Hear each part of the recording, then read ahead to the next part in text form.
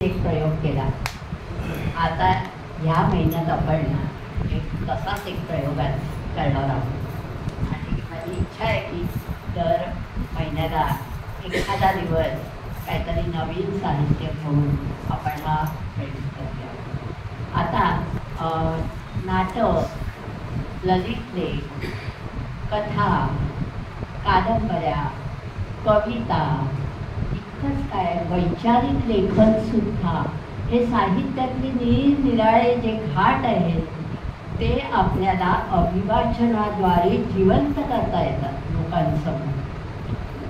त्याकरता ध्वनी, प्रकाश आणि इव्हन नेपथ्य हे सुद्धा याचीही मदत घेता येते. संगीत त्याचीही मदत घेता येते. आणि मग मराठी शब्दातला जो गर्भितार्थ आहे किंवा मराठी शब्दाला जी वजन आहे त्यातले स्वल्पविराम, उद्गारचिन्ह, प्रश्नचिन्ह हे सगळे अभिवाचनातून व्यक्त होतात. इतकंच काय तर दोन वाक्यांमधला विराम, पॉज जेव्हा एखादा मनुष्य घेतो तेव्हा ते भावसुद्धा अभिवाचनातून लोकांसमोर येतात. आणि म्हणून अभिवाचनाचं खरं महत्त्व आहे. नुसती नाटकं नाही अभिवाचनाकरता. कादंबरीतल्याही काही भाग वाचले जातात हल्ली. यूट्यूबवर असे बरेच प्रयोग फार सुंदर सुंदर झालेले आहेत. म्हणून म्हटलं की आपण साहित्य हे अभिवाचनाद्वारे करूया. आणि आज आता आपण त्याचा पुढचा भाग आता करत आहोत. आणि एक मला म्हणायचं आहे, मागच्या वेळेला क्लोज एन्काउंटर हा जो पुरुषोत्तम बेर्डे यांचं पुस्तक आहे त्याच्यातला एक भाग घेतला होता. शक्यतो आम्ही नवीन नवीन कोण लेखक आहेत त्याचा शोध घ्यावा असं वाटायला लागलं आहे आता. म्हणून पुरुषोत्तम बेर्डे यांचं क्लोज एन्काउंटर्स ह्याच्यामध्ये त्यांनी आपलं बालपण, पौगंडावस्था, यौवन याच्या साक्षीने कितीतरी व्यक्तींच्या जीवनात ते डोकावले आणि ती सगळी व्यक्तिचित्र आपल्यासमोर त्यांनी पुस्तकातून जिवंत उभी केली.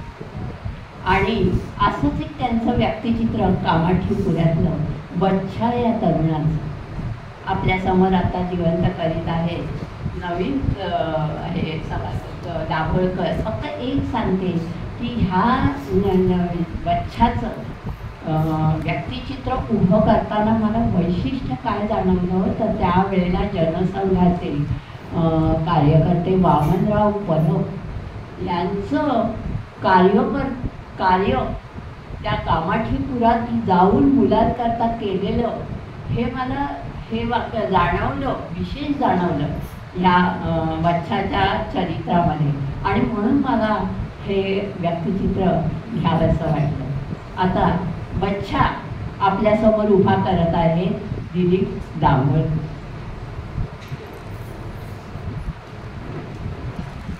सर्वप्रथम सर्व ज्येष्ठ नागरिकांना माझा नमस्कार.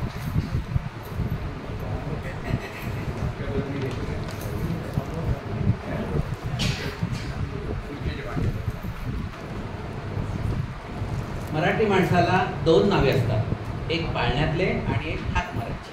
मराठीत कशाला सगळ्यांनाच दोन नावे असतात, एक पाळण्यातले आणि एक हातमाराचे, ज्याला टोपण नाव असे म्हणतात. आणि तिसरे पण असते, हे मात्र लोकांनी ठेवलेले असते. पाळण्यातले नाव चांगले विचार करून ठेवलेले असते, देवाच्या वगैरे किंवा अगदी पत्रिका वगैरे बघून. पण 4 दिवसात घरातच दुसरे नाव प्रचित होऊन जाते. पंड्या, गोट्या, बाळपासून ते अगदी बबन, बबडी, बाबू, टिल्लूपर्यंत. आणि मग मोठा झाल्यावर त्याच्या मित्रमंडळीत त्याच्या स्वभावानुसार किंवा शारीरिक वेगानुसार ते तिसरे. काळाप्रमाणे ही नावे आधुनिक होत जातात, धार्मिक किंवा इल्मी होत जातात. कामाठीपुऱ्यात पण अशा नावांचा सुकाळ होतो. चांगले पांडुरंग सेलार नाव असलेल्या व्यक्तीला कान्या पांडू असे सर्रास म्हटले जायचे. 2 पारीक डॉक्टर होते, त्यातल्या एकाला येडा पारीक डॉक्टर, दुसऱ्याला शाना पारीक डॉक्टर अशी नावे ठेवली. दुसऱ्या गल्लीच्या नाक्यावर 3 वाणी दुकान थाटून बसले होते. एक काळा वाणी, प्रचंड काळा, झुपकेदार निशांचा, कामराज म्हणून काँग्रेसचे लीडर होते. दुसरा जाड्या वाणी, गावाचे भरलेले होते, अस्ताव्यस्त भिंत गाठून असते तसा गल्ल्यावर मांडी ठोकून बसायचा. जेवायला आणि झोपायला उठायचं. बाकी सगळा धंदा बसल्या झाला. एक किल्याण असे आपल्या वयाच्या पोराला हात मारायचा. किल्याण म्हणजे कल्याणचंद्र, जो कुठल्या तरी तंद्रीत असतो तो अवयो म्हणून बोंबलायचा. तिसरा वाणी गोरावाणी. हा गोरावाणी म्हणजे सावळात, पण काळ्या वाण्यापेक्षा थोडा कमी काळात म्हणून गोरावाणी. या 3 दुकानाच्या जोरावर घराचे किराणा काम चालायचे.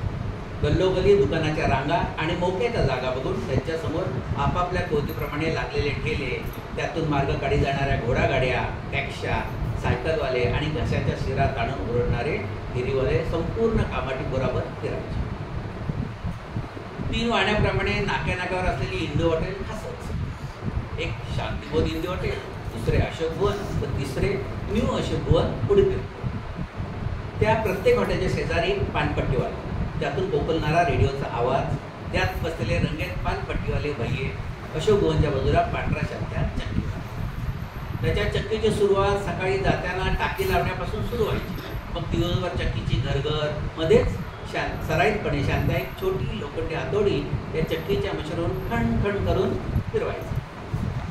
त्याचा एक वेगळा आवाज. 3 हॉटेले आणि 3 पानपट्टीची दुकाने, यातून रेडिओ कोकलायचा तो वेगळाच. प्रत्येक रेडिओवर वेगळे स्टेशन. एकावर विविध भारती, दुसऱ्यावर सिलोन, तर तिसऱ्यावर भजनाचा कार्यक्रम. अशा विविध आवाजांच्या कल्लोळात सकाळ सुरू व्हायची. शाळेच्या दिवसात फरक पडत नव्हता, पण सुट्टीच्या दिवसात मात्र गोंधळ जास्त जाणवायचा. शांतताप्रिय माणूस 2 दिवसात वेडा होईल इतके ध्वनी प्रदूषण. तेव्हा हा शब्द कोणाला फारसा माहीत नव्हता. हे सगळे आवाज आपल्या घरात उमटत आहेत असे वाटणे इतपत हा गोंधळ चालायचा. त्यामुळे परीक्षा जवळ आल्या की मी, संजू, ओमा वगैरे आम्ही मुंबई सेंट्रल रेल्वे स्टेशनवर जाऊन 9 नंबरच्या प्लॅटफॉर्मला अभ्यासाला बसायचो. तो प्लॅटफॉर्म शांत होता. बाहेर गावच्या गाड्या तिथे स्वच्छतेसाठी लागायच्या, त्यामुळे वर्दळ नव्हती, एकदम शांत होती. आमच्यासारखी आवाजाला त्रासलेली कित्येक मुले तेथे येऊन अभ्यास करायची. वर्तमानपत्राचा उपयोग परीक्षेच्या काळात वाचण्यापेक्षा अभ्यासाला बसण्यासाठी जास्त योग्य वाटायचा. आमच्या अभ्यासाच्या गँगमध्ये फसाड्या आवाजाचा बच्चाही असायचा. 5व्या गल्लीपासून, मशिदीपासून आवाज हळूहळू वाढायला लागायचे. सकाळच्या बागेपासून ते दुपारच्या आणि संध्याकाळच्या बागेपर्यंत जसजशा गल्ल्या पार कराव्यात तसे आवाज टिपलेला होते. आणि मग लागायचा आठवड्या गल्लीतला बाग. त्या म्युन्सिपल मार्केटच्या बाहेर भाजीचा ठेला होता. बच्च्याच्या आईचा सोनी बघायचा. त्या ठेल्यावर बच्चा जीवाच्या आकांताने ओरडायचा.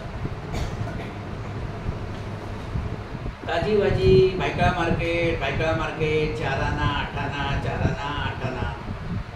सकाळी 8 ते 10 आणि संध्याकाळी 6 ते 8 बच्चाला कुठे वेळेवर पोचावे लागले.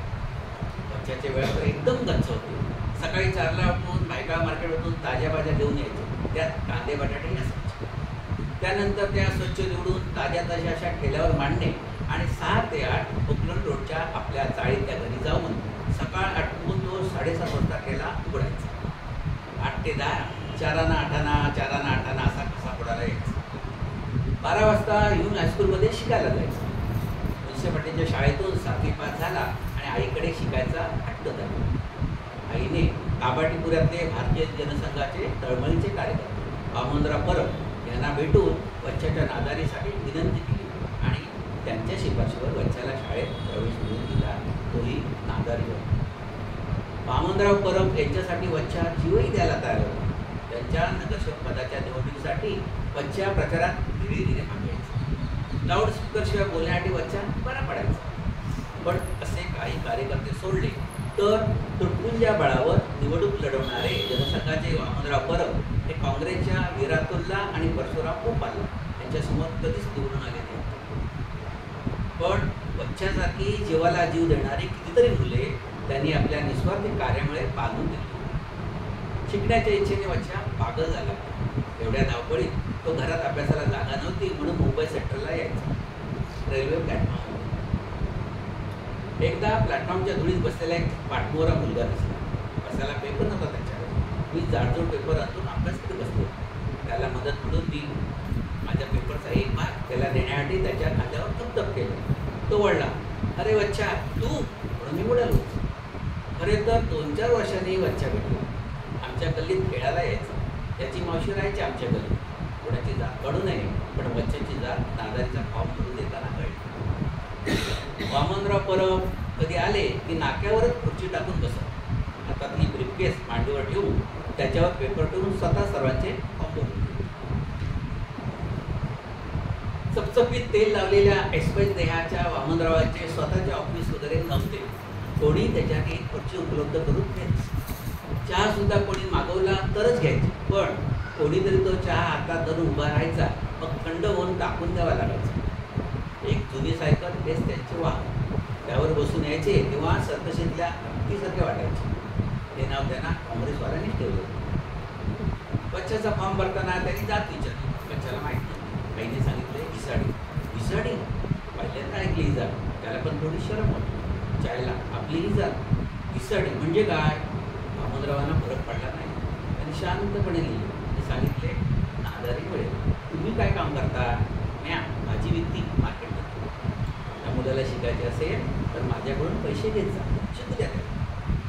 जनसंघासारख्या पक्षाचा हा एकनिष्ठ कार्यकर्ता तेव्हा कोणाच्या खिचगडतीत नव्हता. आत्ताच्या राजकारणात वामनराव परब याच्यासारख्या नेत्याला आत्ताच्या सभासदांनी नगरसेवक म्हणून महापालिका सभागृहाच्या बाहेर ओढवे उभे केले असते. बच्च्याला नाकारी मिळाली आणि 8वी नंतर हायस्कूल. 8वी-9वीच्या मराठीच्या पुस्तकाचे धडे आणि कवितांचा विषय निघाला की बच्चा गप्प असायचा. काय रे, कविता आवडली नाही का कळली नाही? अभ्यास करताना देवाणघेवाणीत बच्चाचा आवाज त्रासदायक वाटायचा. आजूबाजूचे अभ्यासू शिक्षक करून गप्प बसवायचे. तशाही परिस्थितीत एक येता चढत बच्चा 10वीत बसलो. एके दिवशी अभ्यास करता करता मला त्याने जवळ बोलवलं. वहीतला एक पेपर काढला आणि म्हणाला, हे बघ काय आहे, वाच. मी मनातल्या मनात वाचले. आमच्यासाठी तुम्ही असंख्य सूर्य उगाळले आणि त्याचे भस्म आमच्या अंगाला पाजले. तुमच्या हिरव्यागार मखमलीना त्याचे काय? त्यात तशा नामा निराळे. बाप रे, सॉलिड आहे. हा कवी कोण? नाही आवडलं? त्याने शांतपणे विचारलं. आवडलं, छान आहे. कोणी लिहिलं आहे? खाली लिहिले होते कवी वसंत सोनूबाई इसाड. हा कवी वसंत मीच. काय? अच्छा, म्हणून बच्चा काय? आणि आईचे नाव का लावलं? बापाची लायकी नाही कसाळ्यावर बच्चा. तेवढा उद्रेक त्याच्या कवितेतही दिसला. याला हे भन्नाट आहे, तुला कसं सुचलं? त्याने दुसरा पेपर काढला. ह्याच्यामुळे हा करतो असल्या भन्नाट खेळजव्याकडे. हा कोण? आमच्या चाळीतला नाम्या, साळू मावशीचा. असे म्हणून त्याने साळू मावशीच्या नाम्याची कविता आपल्या कसाड्यावर वाचून दाखवली. त्यांची सनातन दया कोकण रोडच्या भडव्याहून उंच नाही. बरेच त्यांनी आभाळात आमच्यासाठी भांडव घातला. बोलून चालून ते सामनशा आणि त्यांनी तिजोरीत लॉक केलेला प्रकाश घातलेल्या गणिपात आयुष्यात फुटपात देखील आपला माणूसपणाची किळस यावी इतके त्यांनी बनवलेला. करपून गेलेल्या आतड्यात साधी माती भरायला मिळत नाही. उगवणारा न्यायी दिवस लाच खाल्ल्यासारखा त्यांचाच होतो पाठीराखा. आपली कत्तल घडताना त्यांच्या सरळ हातातून निश्वासही ठेवला. काही वेळाने त्याचा आवाज राहायला पाहत होता आणि विचाराने त्यावर मार. खरे शाळूबाईचा नाम्या भन्नाट होता. बच्चावर पुरता हवी झाला होता. त्याला मराठीच्या धड्यातले संप्रदायाची कविता आवडणे शक्यच नव्हते. तशात आता आम्ही SSCला पोचलो होतो. जाणीवा वाढत होत्या. बच्चा तर भारीत होत चालला होता. बापाचे नाव काढले की भडकायचा. त्यातले पैसे ढाकतो आणि दिवसभर साला का ओंगत बसतो. आईला मारणं आणि उपभोगणे या 2 कारणासाठी साला तिच्या अंगाशी झोंबतो. ती मला समजावते, नाहीतर साला मला काही सुचेन. लाईफने त्याला बालपणापासून धक्के दिले. आता तो लढाईच्या ऐन युद्धभूमीवर होता. एके दिवशी अभ्यासून परतताना पुरस रोडच्या नाक्यावर A1 पेपरच्या समोर गॅरेजच्या बाहेर बऱ्याच टॅक्सी उभ्या होत्या. त्यातल्या एका टॅक्सीला टेकून मधोमध नाम्या उभा होता. नक्की युनिफॉर्म आणि छातीवर बॅच, बहुतेक कोंडाळ. मला बच्चा त्यात घेऊन गेला. त्याला बघून नाम्याने विचारले, काय रे, संध्याकाळी येतोस ना? सिद्धार्थनगरमध्ये ये, पोरं घेऊन ये आपली. हा कोण? हा माझा मित्र आहे, दुसऱ्या गल्लीत राहतो. इथली पोरं आण, आपण नवीन पक्ष काढतोय. आलेसाहेब येणार आहेत. शिवसेनेसारखा आपला पण पक्ष पॅन्थर. आम्ही भारी होता, गुटका, पण डोळ्यात प्रचंड महत्त्वाचं बोलण्यात जरब. प्रत्येक शब्द आतड्यातून लिहायचा. त्याला बघताना वच्चाने वाचून दाखवलेली आणखी एक कविता आठवली. आज आमचे जे काही आहे ते सर्व तुझेच आहे. हे जगणे, हे मरणे, हे शब्द, ही जीव, हे सुख आणि दुःख, हे स्वप्न आणि वास्तव, ही भूक, ही तहान, सर्व पूर्णही तुझीच आहे. बाबासाहेबांचा फोटोमध्ये ठेवून दलित पॅंथर जन्माला आले. सेना, जनसंघ, काँग्रेसमधले वच्छासारखे भारावे तरुण पॅंथर झाले. सिद्धार्थनगरमध्ये वच्छाची उल्बस वाढली. साहेबांच्या ओळखीने वच्छा म्युन्सिपाल्टी लागला. बघता बघता वच्छा सफाई कामगाराचा मुकादम झाला. शिक्षण बोंबलले होते. SSCला भक्कम मार्काने पास झाला आणि वच्छाची आई अचानक जग सोडून गेली. 15 दिवसात बापही गेला. आता फक्त पॅंथर उरला होता त्याच्या आयुष्यात. एकदा कचऱ्याच्या गाडीतून मला बघून हाक मारली. थांबवलं, खाली उतरला. जवळ आला, भस्कन दारूचा वास आला. तंबाखूची लाळ कुंकून म्हणाला, शनिवारी रात्री सिद्धार्थनगरमध्ये ये. साहेबांना पद्मश्री मिळाले, त्याबद्दल सत्कार करणं. येशील ना? ते ठीक आहे. हे काय सकाळी सकाळी डोसलीस? उषा एकदा गटारात उतर, घाण उपस, मग कळेल. गाडीत बसला आणि निघून गेला. दलितांच्या राजकारणात वच्चा शेवटपर्यंत कार्य करताच राहिला, अगदी वामनराव परवांसारखा. मी पुढे निघालो. मनात विचार घोळत होते. काय फ्युचर आहे या वच्च्याचे? भाजी, आरडाओरडा, घोषणा, प्रचार, कविता, गटार, संसार, पोरेबाळे, ओढाता आणि मग पुस्तके वेळेस साहेबांना शिव्या. आमच्याकडे लक्षच नव्हतं वगैरे. कार्यकर्ता हा कढीपत्त्यासारखा असतो. सगळ्यात पहिला निवडला जातो, भरडला जातो आणि जेवणाचे ताट पुढे आले की पहिल्यांदा बाहेर टिकला जातो. परवाच कुठेतरी वाचले आणि मला वच्छा आठवला. तोंडात तंबाखू, पोटात दारू आणि डोळ्यात मुंबईचा महापौर होण्याचे.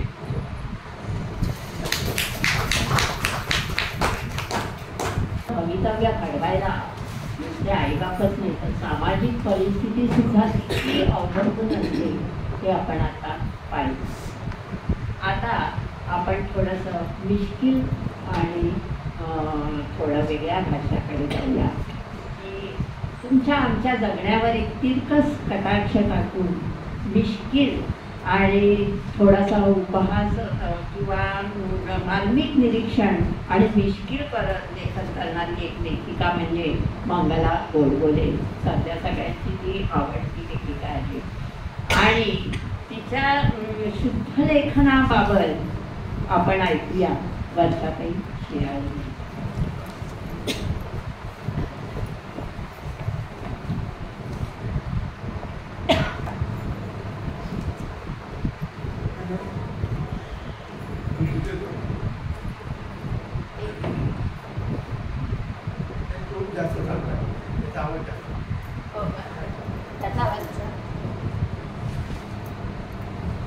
बोले त्या एक सिद्धार्थ लेखिका आहेत. मराठीमध्ये विनोदी लेखन करणारे लेखक एकंदर कमीच आहेत. त्यातून महिलाचं पालन करतो. तशात या मंगला गोडबोले फार सुंदर त्या लेखतात. त्यांचे विनोद खूप मोठ्यानं खदखदून हसवणारे नसतात, नर्म विनोद असतात. आपण फक्त गालातल्या गालातच हसतो. मराठीत घेऊन MA झालेली ही लेखिका सुवर्ण पदक मिळवलेलं आहे. फार मुश्किल आहे असं त्यांचं लेखन आहे, जयश्रीबाईंनी सांगितलं. पण ते अनेक व्यक्त आपलं त्यात हा मी एक छोटा लेख निवडला. जयश्रीबाईंचा दाखवता 15-20 मिनिटाच्यापेक्षा जास्त नको म्हणून मी लहानसा लेख निवडलेला आहे. तुम्हाला आवडेल अशी आशा आहे. यात प्रामुख्यानं शुद्ध लेखनाबद्दल त्या अतिशय मार्मिक असं शिकवण करतात. आपण सगळेजण शिकलो त्यावेळेला शुद्ध लेखनावरती जास्त भर होता आणि आपले शिक्षक म्हणा, घरातील वडील माणसं सांगतील ते निमूटपणे ऐकायचं आणि त्यांचं ते सांगतील तसं वागायचं. हा आपला बाणा होता, आपला स्वभाव. आता पिढी बदललेली आहे. शुद्ध लेखनात ला इतकं महत्त्व का द्यावं असं त्यांना वाटतं. आणि त्याने ते जे गमती त्या करतात लिहिताना आणि त्या सुधारताना हे काय काय त्यांना करावं लागलं ते मंगलाबाई लिहितात. शुद्ध लेखनाला त्या शुद्ध घालवणारं लेखन असं म्हणतात. आनंदीबाईनं धचा मा केला हे मी लहानपणापासून ऐकत होते आणि तेव्हा मला नारायणरावांच्या पेक्षा आनंदीबाईची दया यायची. अहो काय हे कसलं अक्षर हस्ताक्षराचा चेष्टा. धचा एक वेळ ग होईल, ह होईल, पण थेट मा. बापरे, ज्या बाईच्या नवऱ्याचं हस्ताक्षर असलं आहे ती बाई आनंदी कशी वाटणार. अशा या अक्षरानं राघवांनी तिला प्रेमपत्र लिहिलं असलं तरी तिला ते ओ म्हणता ठाऊक पडलेलं नसणार. बिचारी चीड चीड चीड चिडली असणार आणि मग कुणाचा गेला कुणावरती ते काढला असणार आणि त्यामुळे पेशवाई बुडाली असणार. तर असे हे गंभीर परिणाम हस्ताक्षराचे बघूनच कदाचित मधल्या काळात आपल्याकडे शाळांमधून आणि घरामधून सुद्धा शुद्ध लेखनावरती हस्ताक्षराच्या बाबतीत हा कटाक्ष होतो. आता यापैकी मसी बोरू किंवा कुस्तीचा काळ मी पाहिलेला नाही, पण हस्ताक्षर आणि शुद्ध लेखनाचा छळ मी सुद्धा भरपूर भोगलेला आहे. तशी तर उच्चारांच्या शुद्धते बाबतीतही फार आग्रह धरणारी माणसं आजूबाजूला विशेषतः विशेष आणि निशेष यासारखे शब्द, त्यातला शहामृगाचा शब्द आणि थोड्या शब्द यातल्या उच्चार भेदामुळे 20 वेळा तुमच्याकडून भोगून घेतलं होतं हे मला फक्त आठवतं. पण तो प्रतिगामीपणा आता सांगून उपयोग नाही बरं. जिथं धडधडीत दूरदर्शनवर आजच्या बातम्या, आजच्या नाही म्हणतात आजच्या बातम्यामध्ये महाराष्ट्राच्या रौप्टम उत्सवाबद्दल महाराष्ट्राचे मुख्यमंत्री जनतेचे हार्दिक अभिनंदन करतील असं सांगितलं जातं. तिथं विशेषचं काय हो विशेष. तर हे असो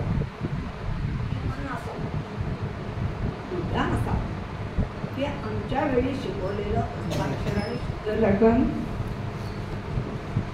याचा बदल आजच्या काळात फार दयाला गेला आहे. लिहिणाऱ्यांना हवं तसं लिहावं, छापणाऱ्यांना हवं तसं छापावं आणि वाचणाऱ्यांना हवं तसं वाचावं. एकूणात काय अर्थाचा गोषवारा ध्यानात आला तरी खूप झालं आणि नाही झालं तरी व्हावं. कारण ते जीवनच पुढे आता निरर्थक ठरलेलं आहे. हल्ली आपल्याला दीपावलीच्या शुभेच्छा येतात, संक्रांतीचा तिळगुळ येतो, निवडणुकीत दिसकलमी कार्यक्रमावर भर देणारे विजयी उमेदवार आपल्याला विजयी करण्यासाठी कळ घालतात. सिनेमा हमखास हाऊसफुल असतो. रस्त्यावर जड वाहनांना कधी नसते. एखाद्या सोसायटीत फेरीवाल्यांना निघायला सक्त मनाई असते. रिडक्शन सेलमध्ये किमती कमी केल्याची घोषणा असते. चतुर्थीचा चंद्र रात्री ठीक अमुक अमुक वाजता येत. गांधी जयंती निमित्त दारूची दुकानं बंद असतात. आणि हे सगळं अति प्रचंड आत्मविश्वासाने चाललेलं असतं. कोणाला काही त्याचं वाटत. परवाच एका दुकानाबाहेर एका झगझगत्या अक्षरामध्ये पाटी होती. काय लिहिलं होतं? कोल्हापुरी गुळ स्वस्त झाला आहे. मनात म्हटलं, अहो गुळाच्या स्वस्त होण्याचं काय घेऊन बसणार? आमचं शुद्ध लेखन इथं ग्रँड रिडक्शन सेलमध्ये गेलेलं आहे. आता लेखन करणारी जी माणसं आहे म्हणजे लेखक वगैरे ते कसं लिहितात? लिखाणाच्या सुरुवातीला एकूणच हस्ताक्षराबाबत खूप उत्साह असतो. खूप कोरून कोरून लिहिलेलं असतं. अनुस्वाराच्या जागी चांदणी, वेलांटीच्या ठिकाणी धनुष्य, विभागाच्या चिन्हाला त्रिपंथा, लाल निळ्या रेषा, इकडे फुली तिकडे बाण, परिच्छेदाचं पहिलं अक्षर भलं मोठं आणि शेवटानंतर समाप्त लिहिण्याची घाई. असे प्रकार दिसले की लेखक पहिलटकर असावा हे चाणाक्ष संपादकांच्या लक्षात येते. विशेष म्हणजे अशा लेखनावरच हस्ताक्षराला हसू नये असं प्रेमळ ताकीद दिलेली असते. अहो मजकुरातच हसण्याची पुरेशी सोय असते, मग हस्ताक्षराला कोण असतो? पण एकूण संपादकीय कचेरीतले अनाहूत साहित्याचे गठ्ठे आणि शाळा कॉलेजमध्ये पत्रिकांचे गठ्ठे ही हस्ताक्षर संमेलनं असतात. अक्षरांचे नमुने कसे बघा. लहान मोठं, काळं निळं, सरळ किरकोळ, ठळक किरटक, डावीकडे घेतले, उजवीकडे काढलेलं, रेघेच्या वर, रेघेच्या खाली, जवळ, दूर, सुवाच्य, अर्वाच्य, हर नमुन्याचं अक्षर त्यात असतं. काहींचं अक्षर हे नुकतंच प्रेमात पडलेल्या माणसासारखं असतं. सारखं आपलं चिपटून चिपटून. तर काहींचं लग्नाला 5 वर्ष झाल्यानंतरच्या दोडकासारखं. आता होईल तो जरा दूरच बसलेलं बरं. काही अक्षरं ही काळ्या दगडावरची रेघ असतात. खालच्या 3-4-5 पानं तरी जन्मा मिरवणार. तर काहींच्या पाण्यावरच्या रेघा कागदाला किंचित टेकवल्यासारखं करायचं. कुठला सगळा हृदयांतरीचा भाव वाचणाऱ्यानं समजून घ्यावा. आता नमुना कसाही असला तरी पहिल्या पानावर अक्षर पुष्कळच आलेच असतात. जसजशी पानं वाढतात तसतसं अक्षरही वाढतं. म्हणजे बघा, पहिल्या पानावर नेहमी म्हणतात तसे कोंबडीचे पाय असले तरी 3ऱ्या पानावर कोंबडीच्या मांड्या, 7व्या पानावर कोंबडीचं धड, करता करता करता 10व्या पानापर्यंत सगळी कोंबडी पानावर दिसायला लागते. पुढे तीही दाणे टिपायला गेली की लेखन समाप्त. माझे आणि माझ्या मुलांचे ज्या अनेक मुद्द्यांवर तीव्र वैचारिक मतभेद होतात त्यातील एक विषय, एक मुद्दा म्हणजे शुद्ध लेखन.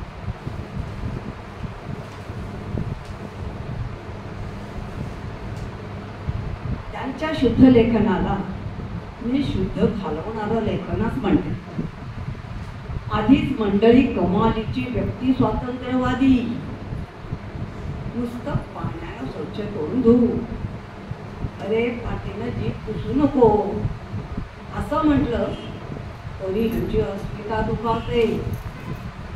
त्यामुळे अमुक शब्द असाच लिहिला पाहिजे, असाच वाचला पाहिजे. वाक्यात कर्ता कर्म क्रियापद असलंच पाहिजे. मराठीमध्ये अक्षरावर रेघ काढलीच पाहिजे. असल्या जुलमी नियमाने त्यांचं पित्त खवळलं नाही तर काय. कधी त्यांचं भाग्य हो. आता अनुच्चारित अनुस्वार नाही. म्हणजे बघा, पूर्वी आपल्याला नाव हा शब्द, व्यक्तीचं नाव त्याच्यावर आपण अनुस्वार देत होतो आणि पाण्यावरचे नाव त्याच्यावर नाही. आता तो फरक नाही. दोन्ही नुसतं नाव अनुस्वार गेले, अनुच्चारित अनुस्वार गेले, सोपं झालं.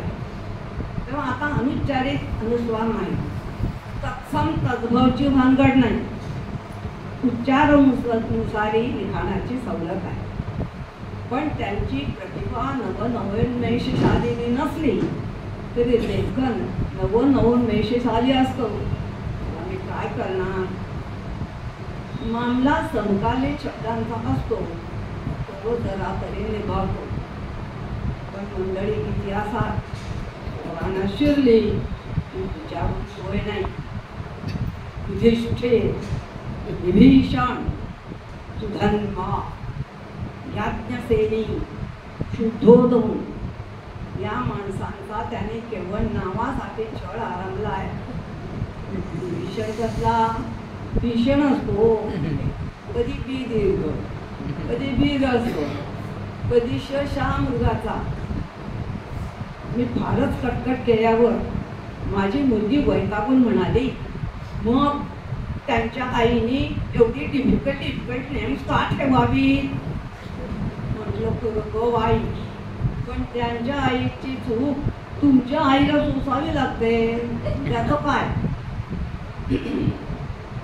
मध्यंतरी आम्ही एक करार केला.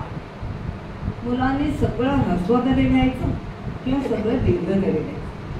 म्हणजे लॉ ऑफ ॲव्हरेज प्रमाणे 50% तरी लेखन बरोबर येईल. हे चांगला पर्याय. हे स्वतःवरच खुश झाले. वा. पण माझ्या शॉर्टकटपेक्षा त्याने वेगळा शॉर्टकट काढला. अलीकडे ती लिहिताना सूक्ष्मात जातात. म्हणजे शीने की जिंकला, म्हणजे शिवाजीने किल्ला जिंकला. लोटीने के हे वर्तमानपत्र काढलं, म्हणजे लोकमान्य टिळकाने केसरी काढला. बाने पार झेंडा फडकवला, म्हणजे बाजीरावाने अटके पार झेंडा फडकवला. हा अभिनव शॉर्ट हँडचा प्रकार बघून मंगोनं म्हणजे मंगळा गोडबोलेनं कला हात लावला. इथून पुढे जे दिसेल ते निमूट बघणं. स्वयमपी लिखितं स्वयं न वाचयति, म्हणजे स्वतः लिहिलेलं स्वतःच वाचू न शकणं हा काहीतरी गंभीर दोष आहे, असं एकेकाळी मानलं जात होतं. आज नाही.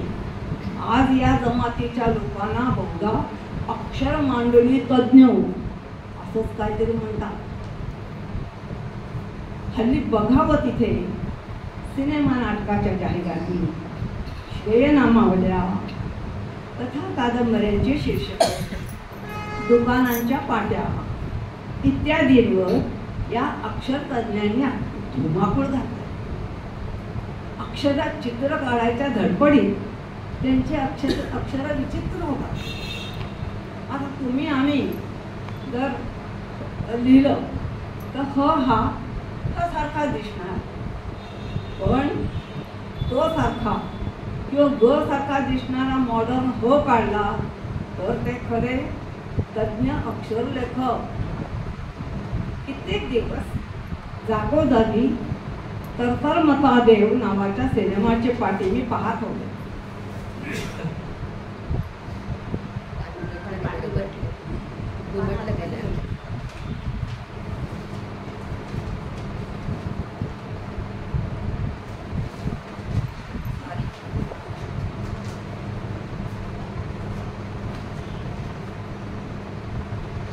अशी मी पाठी पाहत होते.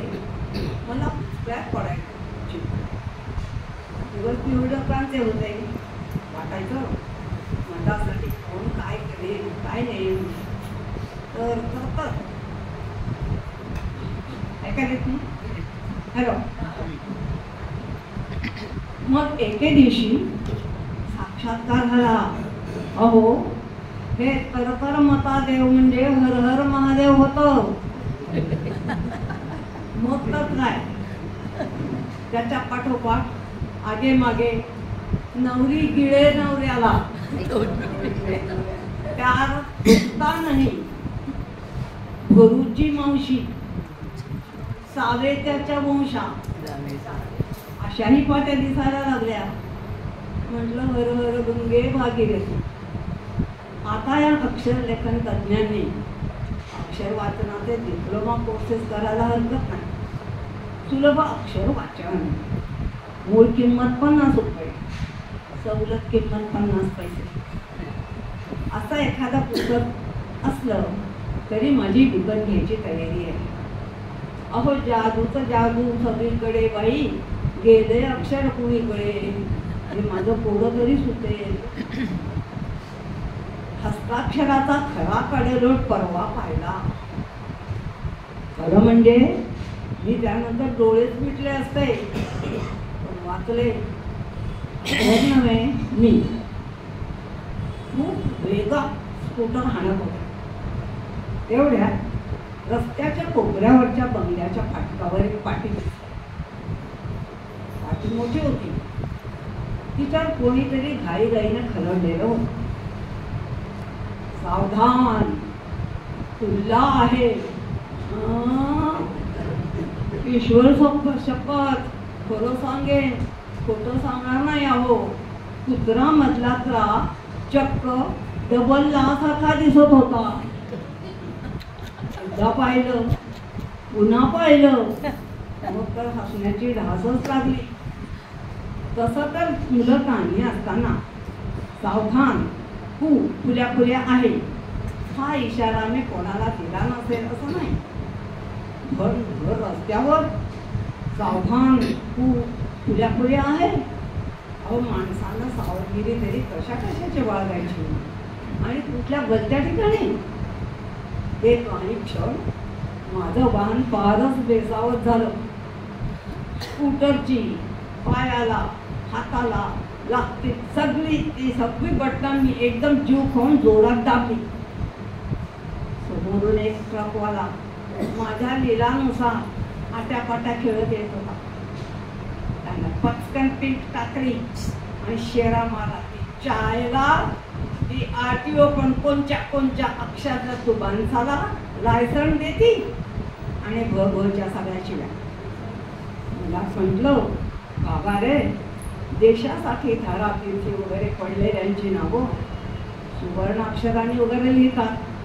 मग किरकोळ अक्षरांसाठी रस्तातीर्थी पडलेल्या मजपामराचं नाव कुठं तरी येईल तेव्हा कळेल बरं.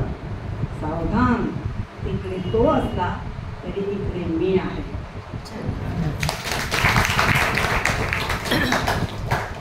पण सहजपणे तिथेच जास्त आले वाचनात पटकन घ्यावेसे वाटले. तर आता त्याच्याच पुढचा मंगला गोडबोले आता शुद्धलेखनावर आहे. परंतु आता तिचे रोजच्या जगण्यावर सुद्धा ती मानविक विश्लेषण करू लागली आणि मग तिच्या लेखनामध्ये असं एक रोजचं आपलं दैनंदिन जगण्यामध्ये तिला विनोद दिसायला लागला. आणि मग पुन्हा जुळू म्हणून हा तिचा एक लेखसंग्रह आला. आणि त्याच्यातलाच संवादाची भाषा फार सुंदररित्या तिने आपल्यासमोर निरनिराळे उलगडली आहे. ती आता संवादाची भाषा आपण ऐकूया. सुविद्याताई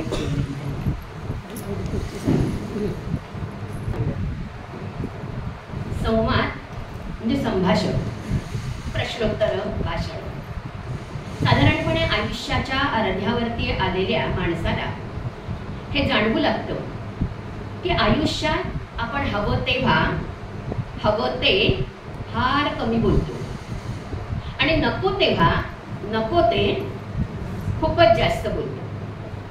म्हणून तर आपल्या वाट्याला वाद विवाद अपवाद हे खचून अगदी आलेले आहेत, पण खरेखुरे संवाद मात्र फार कमी आलेले आहेत आणि झाले तेही फार अगदी साचेबंद आणि रूढ अर्थाचे. त्यामुळे अशा संवादातून आवर्जून लिहिण्याजोगं सांगण्याजोगं असं काहीच नसतं. त्यापेक्षा अगदी वेगळ्या परिस्थितीमध्ये अगदी वेगळ्या संदर्भातली मंडळी काय काय संवाद करत असतील याबद्दल मला प्रचंड कुतूहल आहे. अशा संवादाची आपण वेगवेगळी उदाहरणं बघणार. आता पहिलं उदाहरण आपण बघूया. प्रसूतिगृहात एका छोट्या खोलीत ओळीनं रचून ठेवलेली 7-8 बाळं. दरवाजाची बिजागरी करकरावी तितक्या हळुवारपणे एका टोकाचं बाळ करकरतं, त्यावर दुसऱ्या टोकाचं बाळ म्हणजे ते काठोडं उत्तर देतं, तेवढ्यात मधल्या मुटकुळ्यातलंही सांगितल्याशिवाय त्याला काही राहत नाही. ते म्हणतं मनात येतं काय बरं म्हणत असतील की एकमेकांना. मग कोणासारखं दिसतोस तू, काही ठरलं की नाही. सारखं उजेडामध्ये नेऊन नेऊन बघत असतात, किती त्रास होतो. आईच्या माहेरचे म्हणतात अगदी आईसारखा दिसतो. बाबांच्या बाजूचे लोक म्हणतात अगदी अगदी म्हणजे अगदी थेट बाबाच. माझ्या बाबतीत असंच म्हणतात रे. म्हणजे बहुधा आपले आई आणि बाबाच एकमेकांसारखे दिसत असावे. नीट डोळे उघडता यायला लागले ना की बघितलंच पाहिजे दोघांना काय कसे काय दिसतात ते. आता दुसरा संवाद. उन्हाळ्याच्या रात्री गच्चीमध्ये किंवा अंगणामध्ये झोपायला मला फार आवडतं. अगदी अंतर्बाह्य शांत करण्याचं बळ असतं त्या माथ्यावरच्या आभाळाला. पण तेवढ्यात चांगली दोन गल्ल्यांमधली विखुरले गेलेली कुत्री कधी डायलॉग बाजी सुरू करतील ना ते काही सांगता येत नाही. रात्रीचे 2, 2:30, 3 वाजले की भिडूक चेकाळलाच. आपल्या गल्लीतून कोणीतरी हाक घालतं, भू भू भू भू. 2-3 गल्ल्यांपलीकडे उत्तर येतं, भा भा भा भा. मनात येतं काय बरं म्हणत असतील हे आपापसात. कसं काय मग, दिवस बरे चाललेत ना.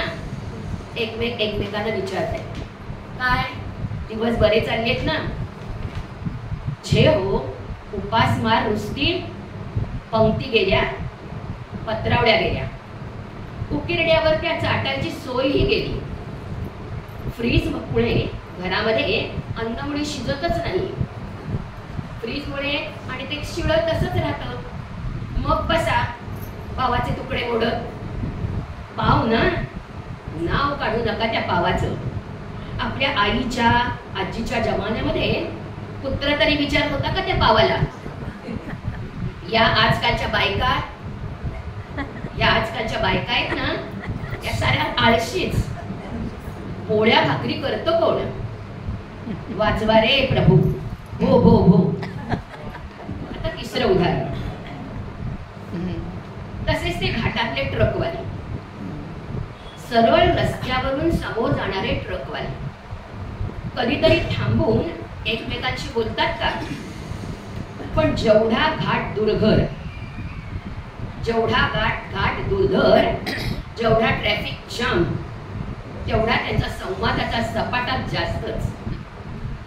ती इंजिनची घरघर, ते डिझेलचे वास, तो धूर, मागच्या गाड्यांचे हॉर्न, यातून मला तरी त्यांचा एक शब्द कधी समजत नाही.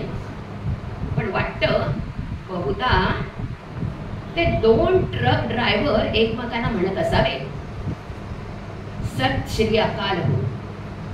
काय करणार, आपला धंदाच बकाल. आज कोणाचा आहे माल, कोणाचा का असेना ना, शेवटी आपण कंगाल आणि मालक मात्र मालामाल. यातच आपले पकले ना बाल. सत श्री अकाल.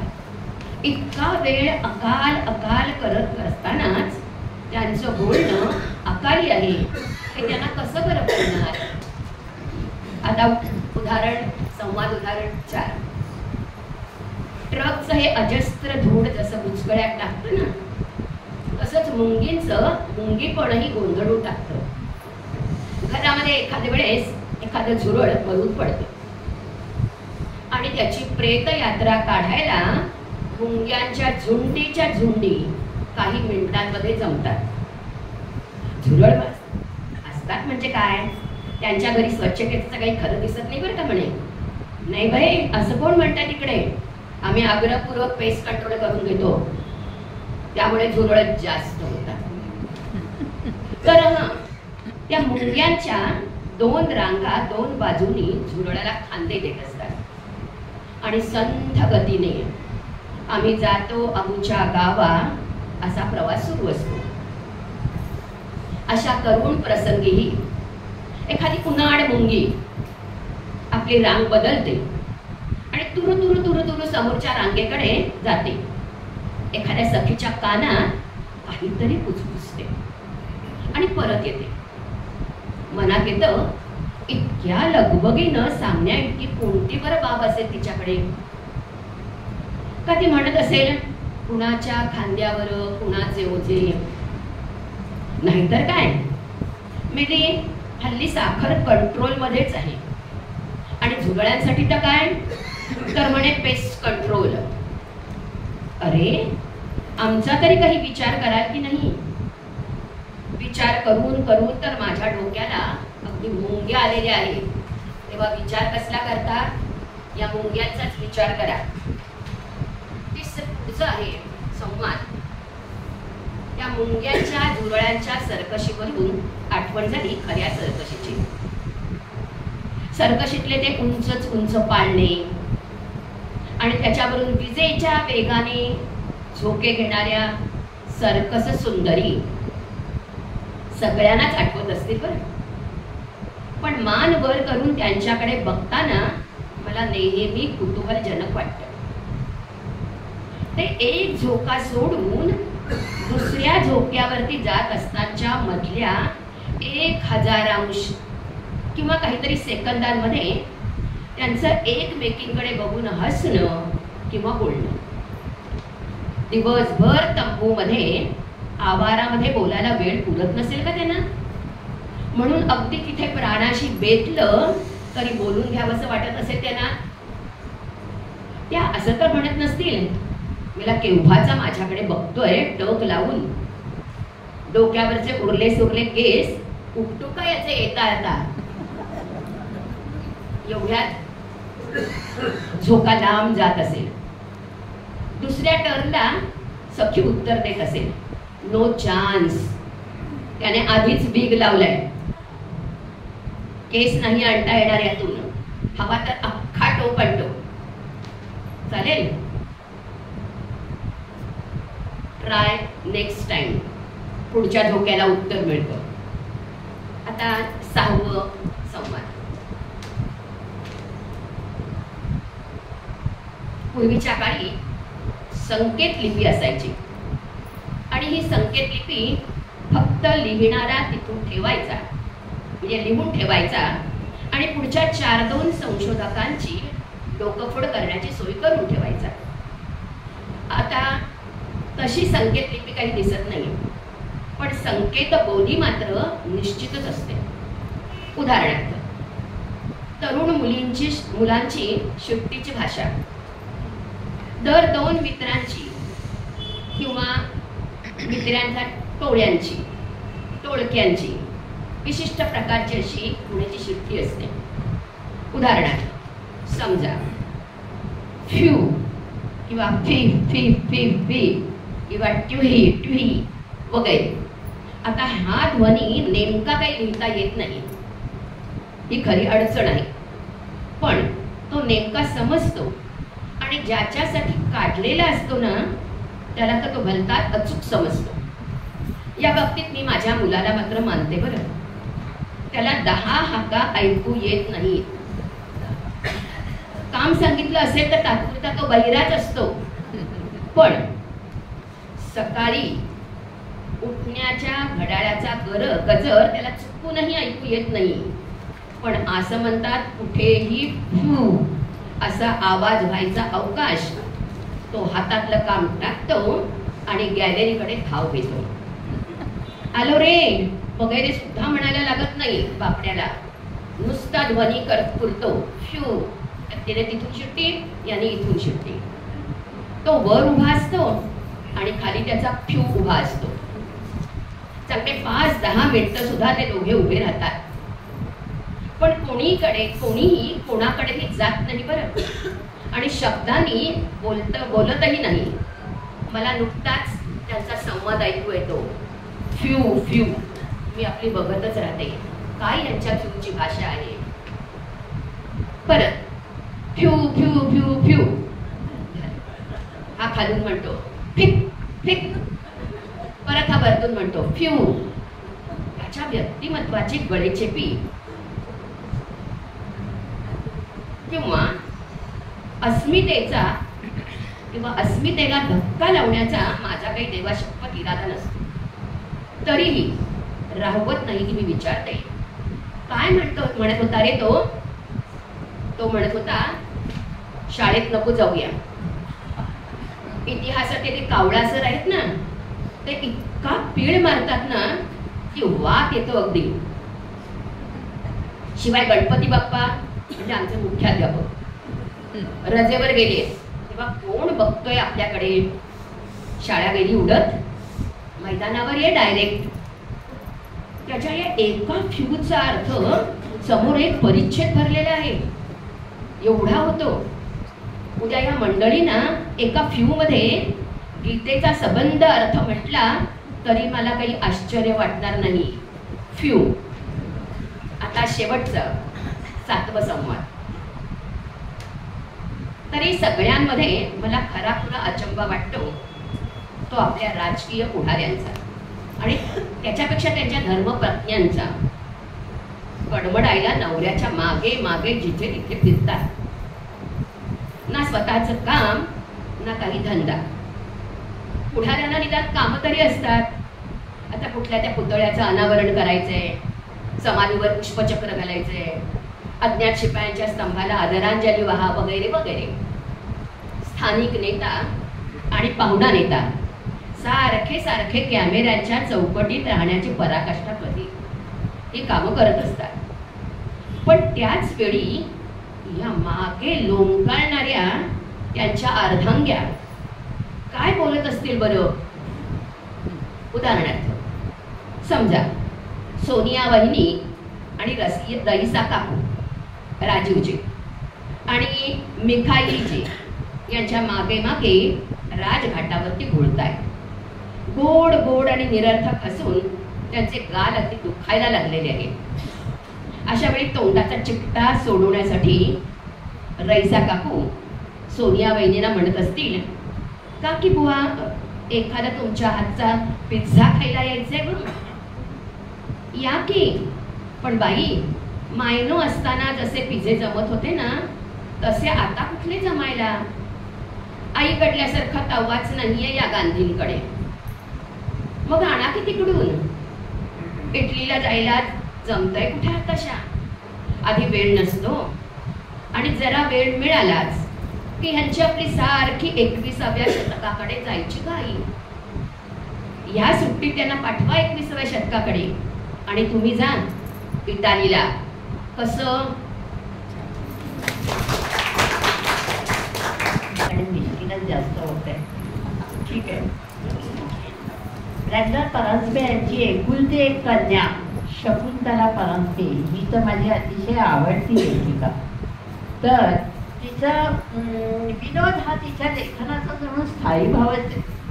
म्हणजे आपल्या घरातल्या आठवणी, गमती जमती ती अगदी हलक्या फुलक्या शब्दात आपल्या समोर बसून सांगते, आपल्याशी गप्पा मारत सांगते, असं तिचं लिखाण आहे. तिच्या घरातल्या या गमती जमती आपण ऐकूया नंदा लोंढे यांच्याकडे. नमस्कार. ह्या लेखामध्ये शकुंतला परांजपे यांनी त्यांच्या घरातील माणसांच्या सवयींच्या गमती जमती सांगतात. आईच्या सवयी, त्यामुळे होणारे विनोद, अप्पा त्यांचा फक्तशीरपणा, त्याच्याबद्दल त्या लिहितात. मी वाचते, बघा तुम्हाला आवडते का.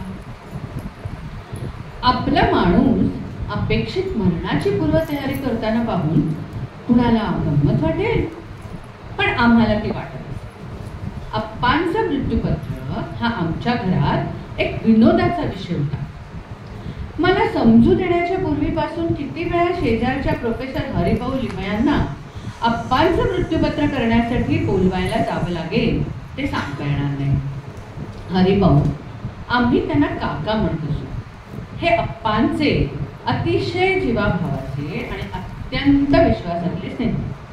अप्पांचं अंग जरा तापलं, खोकला आला, पडसं झालं, पोट बिघडलं की माझी आई हसू दाखवतच मला शेजारी काकांना बोलवायला पाठवलं. तसं पाहिलं तर आम्ही डॉक्टरांची कधी फारशी भर केली नाही, पण खुट्ट झालं की अप्पांना मृत्यूपत्र करावंसं वाटलं. आणि पुढे पुढे तर अप्पांना जरा पुढे शिंका आली, तपकीर नकोशी झाली की मी होऊनच काकांना बोलवू का असं त्यांना विचारलं. अप्पा इतके वेळेला मृत्यूपत्र का करत त्यांचं त्यांनाच माहिती. मागे ठेवायला फारशी इस्टेट आहे असं नाही, पण मृत्यूपत्र करून आहे. त्याची नीट व्यवस्था लावल्याशिवाय जे लोक हे जग सोडून जातात आणि नंतर निष्कारण कोर्ट कचेऱ्यांच्या पायऱ्या चढण्यावर आपल्या आप्तांना भाग पाडतात, त्यांचा अप्पांना फार राग आहे. अप्पांच्या बाबतीत तसं होय होण्याचा संभव नाही, परंतु अनेक मृत्यूपत्रांमुळे कदाचित कोर्ट कचेऱ्यांची चंगळ व्हायची शक्यता आहे. असो, मृत्यूपत्र करताना मदत करणारे अप्पांचे जीवाभावाचे स्नेही हरिभाऊ केव्हाच परत गेली. अप्पांचं मृत्यूपत्र करण्याच्या हौशीला हसणारी आई पण गेली. एवढंच का तर मलाही मंडईतले भाजीवाले आता आजीबाई म्हणू लागले, पण अप्पा अजून तुम्ही ते. आणि अनेक मृत्यूपत्र करायला ते तसेच राहू, कारण प्रत्येक वेळेला त्यांचं आयुष्य वाढतं अशी मला खात्री आहे. दुकानात जाण्याची आईला भारी हौस. सर्वच बायकांना ती हौस असते असं म्हणतात, पण आईची हौस नुसती खरेदी करण्यापुरती. खरीदलेल्या जिन्साचं पुढे काय झालं याची तिला कधीच फिकर नसेल. ते जिन्नस घरी तरी पोचले की नाही याची तिला खबर नसेल.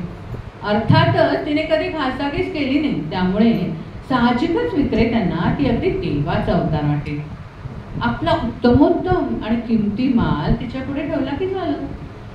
तुमचं सर्व तीच करत असेल. अजूनही काही वृद्ध दुकानदार तिचं कृतज्ञतापूर्वक स्मरण करतात. भरभक्कम खरेदी केल्यानंतर घरी परत येताना वाटेत जर कोणी भेटलं आणि नुकत्याच विकत घेतलेल्या एखाद्या वस्तूची वाखाणणी केली की झालं. आई तो जिन्नस लगेच त्या व्यक्तीला बहाल करायची. आईची खरेदी करण्याची हौस आणि खरेदलेल्या जिन्सा लोकांना देऊन टाकण्याची हौस एकीपेक्षाही चढत्या. बायकांच्या पिशव्यांचा तिला फार शौक. तिच्याजवळ अक्षरशः डझनावरी पिशव्या होत्या. ती गेल्यावर तिची आठवण म्हणून मी त्या कोणाकोणाला देऊन टाकल्या. आता पश्चाताप होतो. त्यावेळी आम्ही इंग्लंडला होतो. अप्पा आणि आई लंडनमध्ये राहत असत आणि मी केम्ब्रिजला कॉलेजात होते. सुट्टीला एकदा घरी आले तेव्हा आमच्या बिराडाची सर्व देखभाल करणाऱ्या आमच्या आयरिश हाऊसकीपरनं मला एक मजेदार हकीकत सांगितली. मिसेस स्मिथला आईचा उधळेपणा अगदी आवडत नसेल. एकदा दुपारी अशाच एका खरेदीच्या मोहिमेवर आई तिला घेऊन गेली होती. दुकाने हिंडून झाल्यावर दोघी जणी एका सिनेमाला गेल्या. सिनेमा संपून बाहेर येतात तोच रस्त्याच्या दुसऱ्या बाजूच्या एका दुकानात आमच्या आईसाहेबांना एक सुंदर लेडीज हँडबॅग दिसली. ती घेण्याकरता आई रस्ता ओलांडणार तोच मिसेस स्मिथने तिला थोपवलं. भाईसाहेब उशीर झालाय, साहेब लवकर घरी येतील, स्वयंपाक अजून व्हायचा आहे. ही बघा बस सुद्धा आली, चला चला आपण लवकर घरी जाऊ. तिने आईची मोठ बसमध्ये वेळली आणि दोघी जणी घरी आल्या. ही सगळी कथा सांगत असताना मिसेस स्मिथ पुढे म्हणाली, मी चांगली थाप मारली बरं बाळ, कारण जायच्या वेळेला मी सगळं जेवण तयार करून ठेवलं होतं. साहेब आल्यावर फक्त गरम करून वाढलं की झालं. साहेबांची खोटी मी कशी करेन? पण त्यांचेच पैसे वाचवण्याकरता बाईसाहेबांना मी खोटं सांगते. दुपारभर सारखा खर्चच चालला होता की आणखीन पिशवी कशाला हवी होती? खंडीभर पिशव्या आहेत घरी, दुकान काढता येईल म्हणून मी साफ खोटं बोलले. देव मला क्षमा करू असं म्हणून रोमन कॅथलिक पद्धतीने कपाळाला, छातीला, दोन्ही खांद्याला हात लावला आणि पुढं ती म्हणाली, पण काय सांगू बाई, दुसऱ्या दिवशी उठता क्षणीच बाईसाहेब त्या नंतर द्रष्ट दुकानात गेल्या आणि जळली ती पिशवी घेऊन आल्या. शिवाय आपण तिथे पोहोचण्याआधी दुसरं कोणी एखाद वेळेला ती पिशवी घेऊन जाईल या भीतीने टॅक्सी करून गेल्या. छत्र्यांचा आईला आणखीन एक वेळ होता. उत्तमोत्तम आणि डोळ्यात पडणारे छत्र्या ती विकत दिली. किंमतही अर्थात डोळ्यांना भरणारी.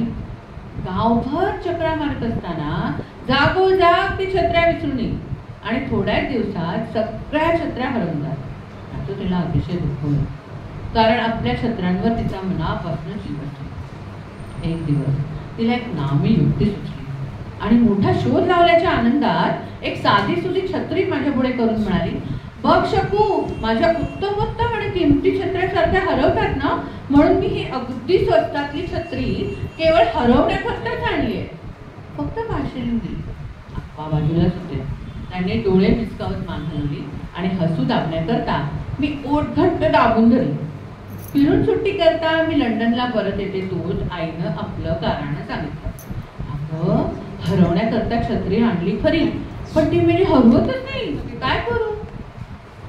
होता काही दिवसांनी एकदाची ती छत्री हरवली.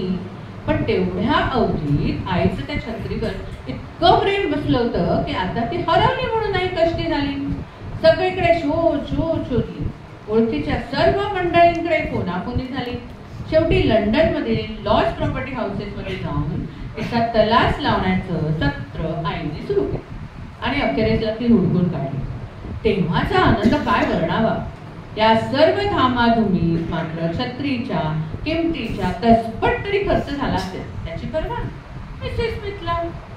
माझी आई गेल्यानंतर 4-4.5 वर्षांनी सईचा जन्म झाला. आईचंच नाव तिला ठेवलं, पण दोघींची कधी भेट होऊ शकली नाही. याचा रामरावून वाईट वाटतं. आजीचा बेफिकीर आणि गोड स्वभाव मात्र स्वारी भरपूर उतरलाय. जीवन म्हणजे तिला एक मोठी गंमत वाटते आणि हसऱ्या वृत्तीनं ती सदोदित वावरते. 2च वर्षाची असताना एकदा संडासाला मी एकटीच जाणार म्हणून ती आत गेली आणि आपला स्वावलंबीपणा प्रस्थापित करण्याकरता तिने दाराला आतून बोट लावून घेतला. बाहेर यायच्या वेळेला तिला तो बोट काढता येईना. बाहेर सर्वजण आम्ही काळजीत पडलो आणि ती घाबरेल म्हणून तिला धीर देत धडपड न करता हळूच बोट कसा काढावा याच्या सूचना देत होतो. आमची उडालेली घाबरगोंडी तिला तत्काळ समजली आणि विजयाने हसत ती आम्हाला चिडवू लागली. कसं सर्वांना छान बाहेर कोंडलंय. सई BAच्या परीक्षेचा अभ्यास करत होती तेव्हा रात्री गजर लावून ती उठत होती. रोज तो वाजला की शिव्या देत ती उठे. अशा वेळेला कोण शिव्या देणार नाही. शेवटचा पेपर दिला त्या दिवशी सुद्धा रात्री नेहमीप्रमाणे गजर वाजला आणि वाजत राहिला. मी जागी झाले आणि पोरगी बिचारी दमून झोपली असेल असं वाचून त्याची झोप मोडू नये म्हणून मी हळूच तिच्या खोलीत जाऊन गजर बंद करण्याकरता घड्याळ उचललं. आईसाहेब जाग्याच होत्या. आई, बंद करू नको गजर, मी आज तो मुद्दाम लावलाय. रोज मेला वाजला की चरफडत उठावं लागेल. आज करू दे मेल्याला हवा तेवढा शंख. उठते का पहा म्हणावं. वक्तशीरपणा हा राजे लोकांचा धर्म आहे असं कुठल्या तरी देशात म्हणतात. असं असेल तर आमचे अप्पा साहेब सवाई राजे सुटतील. कुठेही जायचं आमंत्रण स्वारीने एकदा घेतलं की धांदल सुरू होते. त्या दिवसापासून प्रत्येकाला त्या आमंत्रणाचा काळ, वेळ, दिवस 50 वेळेला ऐकायला लागतो. 100 वेळेला डायरी उघडली जाते. तो दिवस उजाडला आणि दुपारचं आमंत्रण असलं तरी सकाळपासून घड्याळाशी सारखे मसलत होत असते. त्या ठिकाणी जाण्याकरता जर कोणी न्यायला येणार असलं तर खिडकीतून सारखं बाहेर पाहणं, वरांड्यात येऊन वेळ जरा घालणं, पुढचा दरवाजा उघडून बाहेर डोकावणं आणि शेवटी एकदा कोट, पगडी उपरड घालून अंगणात चक्रा मारत रस्त्याच्या दोन्ही दिशांना आळीपाळीने पाहणं आणि घड्याळ बाहेर काढून अजून कसं कोणी आलं नाही असं सारखं पुटपुट हा प्रत्येक वेळचा बाळा आहे. पाहणाऱ्याला घरातनं पळून जावं असं वाटतं. त्यांच्याबरोबर मलाही जर आमंत्रण असेल तर माझे हाल विचारू नका. सकाळपासून तयारी झाली का हा गोष सुरू होतो. अप्पांना अगदी वेळेवर जायला हवं आणि यजमानीला तयारी करण्याकरता 5-10 मिनिटं जास्त देण्याची माझी कडपड असते. प्रत्येक वेळेला ठरलेला वाद होतो. अप्पांची चुळबुळ सहन होईनाशी झाली की मिळाली जाते आणि वेळेच्या आधीच 10-15 मिनिटं आमच्या साऱ्या हजर होतात आणि यजमानीचा कित्येक वेळेला गोंधळ उडून जातो. आता बहुतेक लोक आम्हाला 10-15 मिनिटं उशिरात बोलवत असतील. निदान मी तरी तसं करण्याची सूचना देते आणि पुष्कळ वेळेला अप्पांची घाई चुकवण्याकरता मी परस्पर वेगळीच जाते. एकदा तर एका ठिकाणी स्वारी 24 तास 10 मिनिटं आधीच भोजनाला हजर झाली. त्या दिवशीचं जेवण पदरात पडलं. दुसऱ्या दिवशीचं थाटाचं भोजनही मिळालं. अप्पांना कुठे परगावी जायचं असलं तर त्यांच्या आधी 8-10 दिवस मलाच परगावी जावं असं वाटतं. स्वारीला जिनिव्हाला एकदा कॉन्फरन्सला जायचं होतं. त्यावेळी आम्ही लंडनला राहत होतो. विमानाच्या प्रवासाची वहिवाट अद्याप पडली नव्हती. गाडी चुकेल या भीतीने अप्पा स्टेशनवर इतक्या लवकर गेले की भलतीकडे जाणाऱ्या गाडीत बसायची वेळ आली होती. ज्या दिवशी ते जिनिव्हाला पोचले त्या दिवशी रात्री झोपेत न उठून मला त्यांची तार घ्यावी लागली. आपला पासपोर्ट एक्सप्रेस डिलिव्हरीनं ताबडतोब जिनिव्हाला पाठवायला सांगितलं होतं. कारण आईचा पासपोर्ट देऊन स्वारी जिनिव्हाला गेली होती. परंतु आईच्या पासपोर्टवर 2 परराष्ट्रात स्वारीला कसा काय प्रवेश मिळाला हे गूढ मात्र अद्याप मला उकललेलं नाही. दमा मिरासदार हे ग्रामीण जीवनाचं माणसांच्या जीवनशैलीचे, बोलण्याचे, वागण्याचे वगैरे अगदी मार्मिक निरीक्षण करतात आणि अगदी त्यांच्या ग्रामीण विनोदी भाषेत एखादं व्यक्तिचित्र ग्रामीण माणसाचं उभं करतात. तर आता आपण ऐकूया माधुरी जितवलकर यांच्याकडून बाबू पहेलवानाचं उपोषण.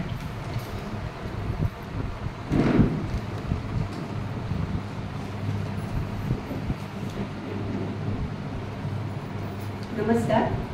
कथेचं शीर्षक आहे बापू पैलवानाचं उपोषण. बापू पैलवान उद्यापासून उपोषणाला बसणार आहे ही बातमी वाऱ्याच्या वेगाने पसरली आणि सबंध भोकरवाडीमध्ये मोठी खळबळ उडाली. भोकरवाडीमध्ये तसं खळबळ उडायला काही मोठं कारण लागायचं नाही. मागे एकदा गोपाळ रेडे डोक्याला बँडेज बांधून हॉस्पिटलमधून कुणाच्या तरी स्कूटरवर बसून येत होता आणि मागच्या मागे उशी खाऊन परत डोक्यावरच आदळला होता. तेव्हा सुद्धा अशीच खळबळ माजली होती. खुद्द बाबू पहलवान एका फडामध्ये कुस्ती जिंकून कुणाच्या तरी खांद्यावर बसून गावामध्ये घुसला होता. तेव्हा सुद्धा अशीच खळबळ माजली होती. आणि एकदा खाकी ड्रेसमधले 2-3 पोलीस कसल्या तरी चौकशी करता भोकरवाडीमध्ये आले होते. तेव्हा सगळी भोकरवाडी त्या चावडीजवळ गोळा झाली होती. सारांश काय, भोकरवाडी जागी व्हायला अगदी लहान सुद्धा कारण चालायचं. पण आज समजलेली गोष्ट मात्र फार मोठी होती. बाबू म्हणजे पैलवान गडी, दिवसभर चरणारा उमेदवार गडी. तो उपोषण करेल ही गोष्ट मात्र स्वप्नात सुद्धा कोणाला वाटणं शक्य नव्हतं. पण तो उद्यापासून उपोषणाला बसणार आहे ही गोष्ट ऐकली आणि सगळं गाव अगदी खडबडून जागं झालं.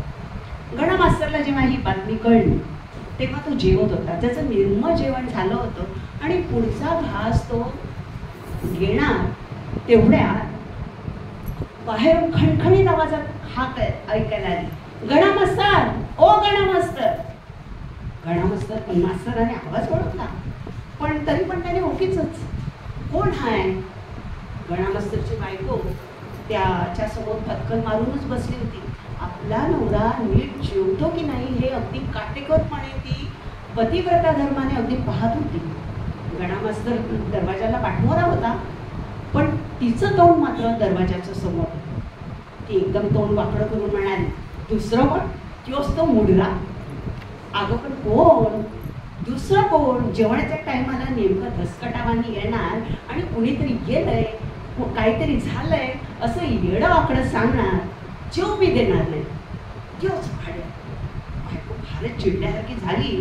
म्हणून गणा मास्तर म्हणाला, म्हणजे नाना चिंगट म्हणतीस काय? दुसरं कोण? तोच मुलगा.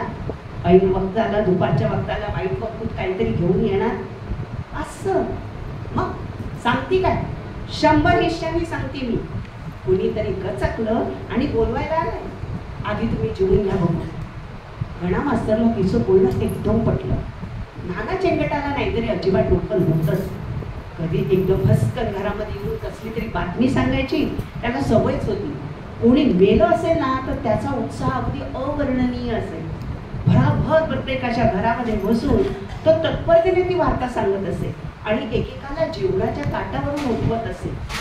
गणा मास्तरला ही काही गोष्ट नवीन नव्हती.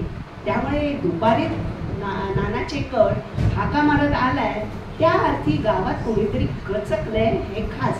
असो, आपण आपलं जेवण करून घ्यावं आणि मग चौकशी करावी. तू त्याला बाहेर बसशील, त्याने बायकोला सांगितलं. गणा मास्तरने भराभर जेवण उरकलं आणि धोतरात हात पुसत तो बाहेर आला. नाना चिंगट न बोलताच कान पाडून गरीब कुत्र्यागत बाहेर दरवाजाशी बसून होता.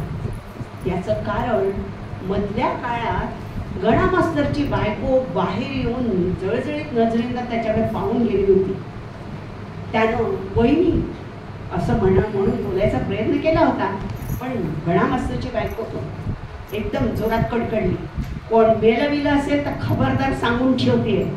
अहो पण खबरदार म्हणतीये ना, जेवण चाललंय, दात खिळ बसवायची आणि गप गुमान राहायचं तवर. नाही, मेलं नाही. चेंगटानं खुलासा करण्याचा प्रयत्न केला. मेलं नसलं तर मराया लागलं असं, जीव घाबरा झाला असं. जे काय झालं असं ते जेवण झाल्यावर. एवढं बोलून गणा मास्तरची बायको झटक्यात निघून गेली. नाना मग घटकावर गप्पच होता. गणा मास्तर बाहेर आल्यावर मात्र त्याला एकदम हायसं वाटलं. तोंड हसरं करून तो म्हणाला, गणा मास्तर तुला कळलं का? खाली सतरंजीवर बसत आणि तिथल्या अडकित्ताने सुपारी फोडीत गणा मास्तरने एक जबरदस्त ढेकर दिला. कोण खल्लास झालं? खल्लास नाही बा. तू ह्या टायमाला बोंबलत आलास म्हणजे कुणीतरी केलं. हे त्याला अजून अवकाश आहे. केऱ्या गबळ्याची म्हातारी आली म्हणा त्या रंगाला, पण उद्याचा दिवस घेईल. मी आजच बघून आलोय. झालंच तर आपलं. अरे पण मग आता का आलाय? नानाला एकदम आठवण झाली. अरे छान, मुख्य मुद्दा राहिलाच की बाजूला. बाबू आपला, त्याला काय झालं? गणा मास्तर एकदम दचकला. हातातली तोडलेली पानाची देवठं सुद्धा आपोआप गळून पडली. लय मज्जा झाली. काय झालं? मगाशी मी बाबूच्या घरी गेलो ना, तो पठ्ठ्या जेवण खाऊन करून बसलेला, तोंड कसं नसलं. म्या म्हटलं, का रे बाबू?